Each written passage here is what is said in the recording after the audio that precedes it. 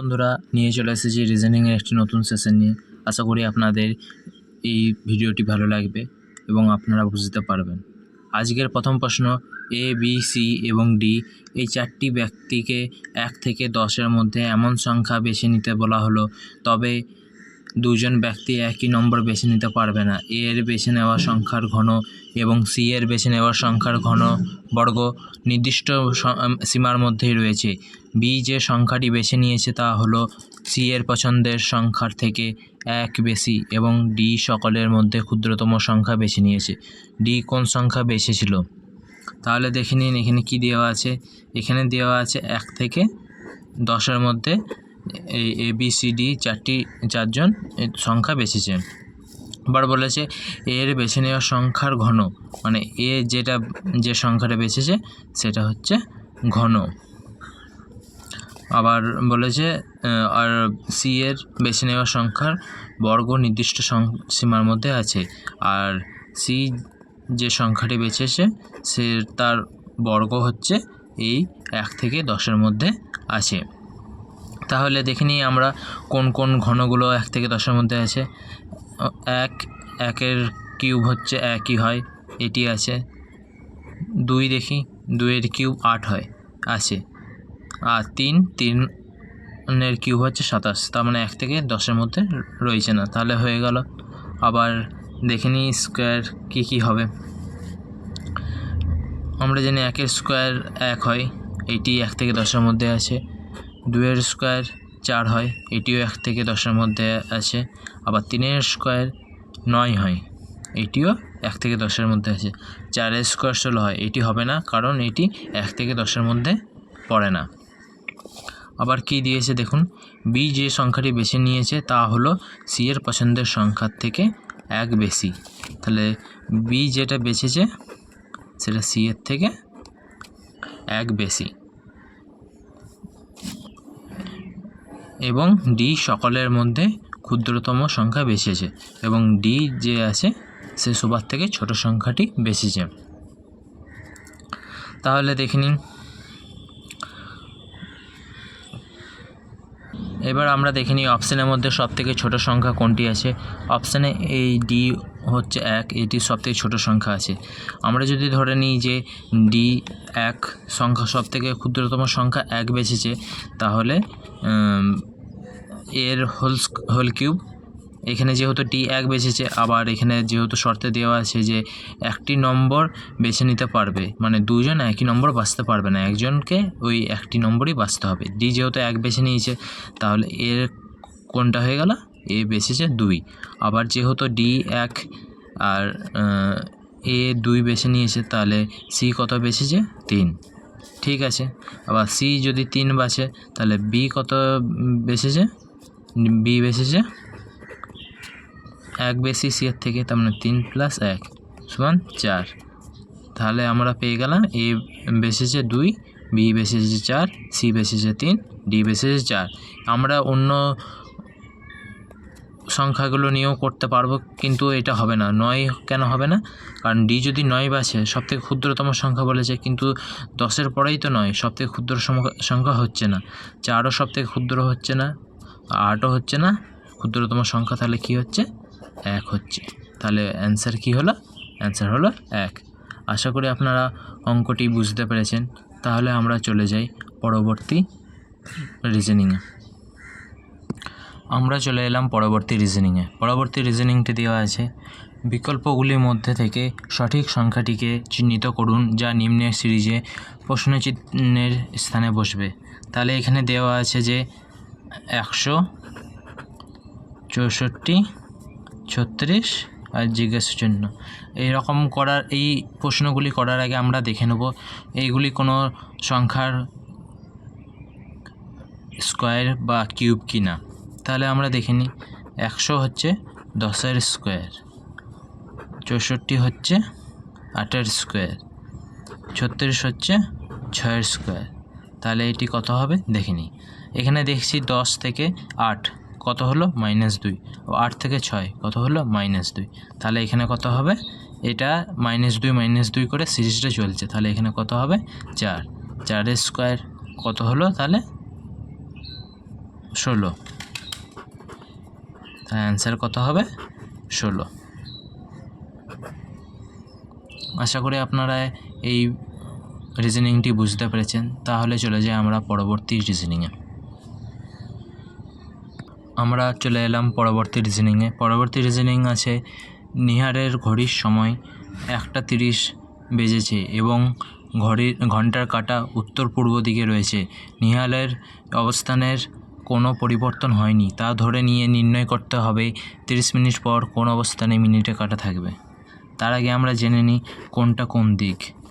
এটি হচ্ছে উত্তর, এটি হচ্ছে পূর্ব, এটি হচ্ছে দক্ষিণ, এটি হচ্ছে পশ্চিম, এটি হচ্ছে উত্তর পূর্ব, এটি হচ্ছে উত্তর পশ্চিম, এটি হচ্ছে দক্ষিণ পশ্চিম, আর এটি হচ্ছে দক্ষিণ পূর্ব বা পূর্ব দক্ষিণ। তাহলে কি বলেছে, 1:30 বেজেছে এবং ঘড়ির কাঁটা পূর্ব দিকে রয়েছে। তাহলে আমরা ঘড়িটিও এঁকে নিই, দেখি কেমন ঘড়ি হয়। এটা 12, এর উল্টো দিকে থাকে 6, এদিকে থাকে 3, এদিকে থাকে 9, এর মধ্যে থাকে 1, 2, 3, 4, 5, 6, 7, 8, 9, 10, 11। তাহলে কেমন কাঁটাটা আছে, কি বলেছে, 1:30 বেজেছে এবং ঘন্টার কাঁটা উত্তর পূর্ব দিকে রয়েছে। ঘন্টার কাঁটা উত্তর পূর্ব মানে 1-এর দিকে আছে, আর মিনিটে কাঁটা একটু বড় হয়, তাই মিনিটে কাঁটা এই দিকে আছে, মানে 1:30 বেজেছে। 30 মিনিট পর, 30 মিনিট পর কত হচ্ছে, তাহলে এটা 5, 5, 10, 15, 20, 25, 30। তা যখন 30 মিনিট পর, তাহলে কাঁটাটা কোন দিকে হবে, মিনিটের এই দিকে হবে, তার মানে ডাইরেকশানটা হবে উপর দিকে। উপর দিক মানে কোন দিক, উত্তর দিক। তাহলে উত্তর কি হবে, উত্তর দিকে। তাহলে 30 মিনিট পর মিনিটে কাঁটা অবস্থান কি হবে, উত্তর দিকে। আশা করি আপনারা এই রিজনিংটি বুঝতে পেরেছেন। তাহলে আমরা চলে যাই পরবর্তী রিজনিংয়ে।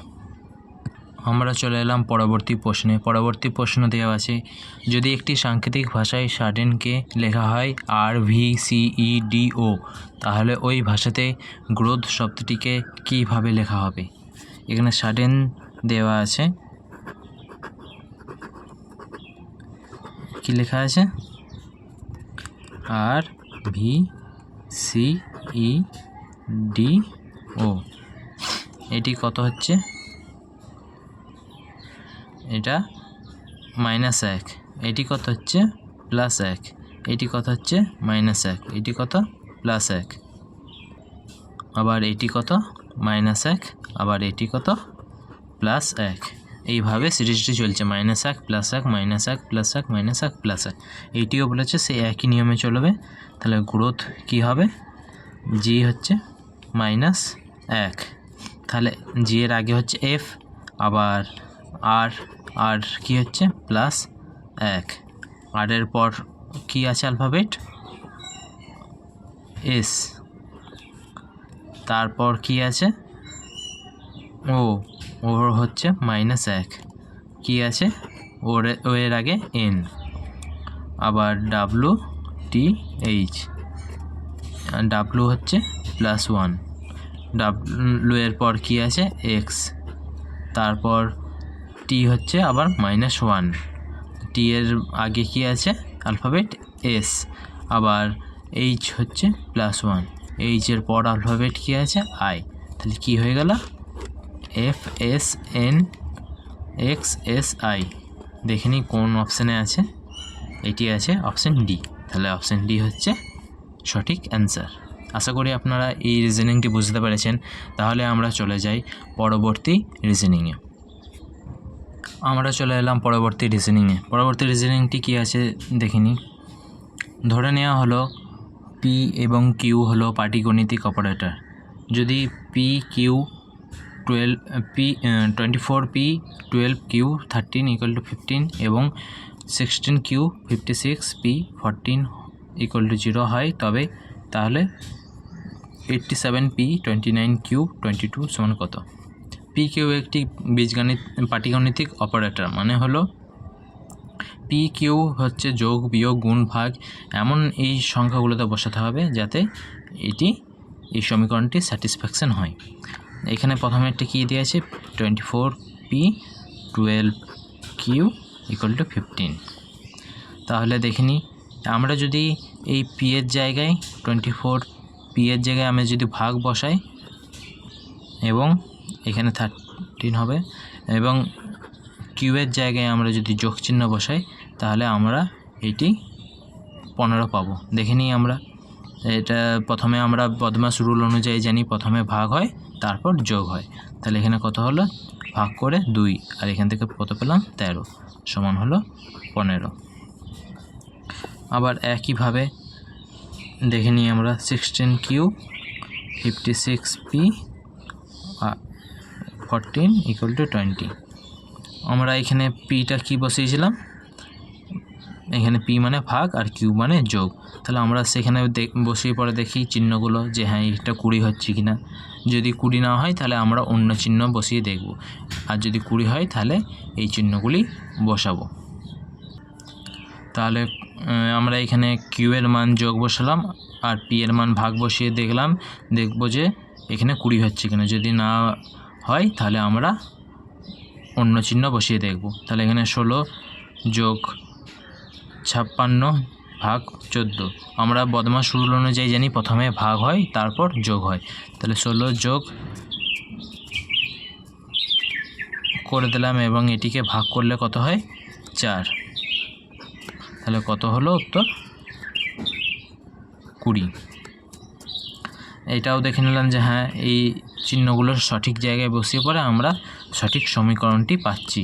তাহলে এখানে আমরা বসিয়ে দিই কত আছে 87 পি 29 কিউ 22। তাহলে 87 পি এর কী বসিয়েছি চিহ্ন, ভাগ চিহ্ন বসিয়ে দিলাম 29, আবার কিউ এর কী চিহ্ন বসিয়েছি যোগ 22। তাহলে 87 থেকে 29 ভাগ করলে কত হয় 3 যোগ 27, আবার যোগ করে দিলাম কত হলো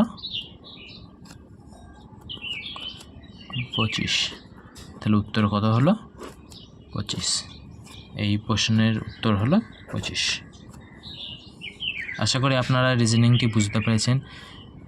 তাহলে আমরা চলে যাই পরবর্তী রিজনিংয়ে।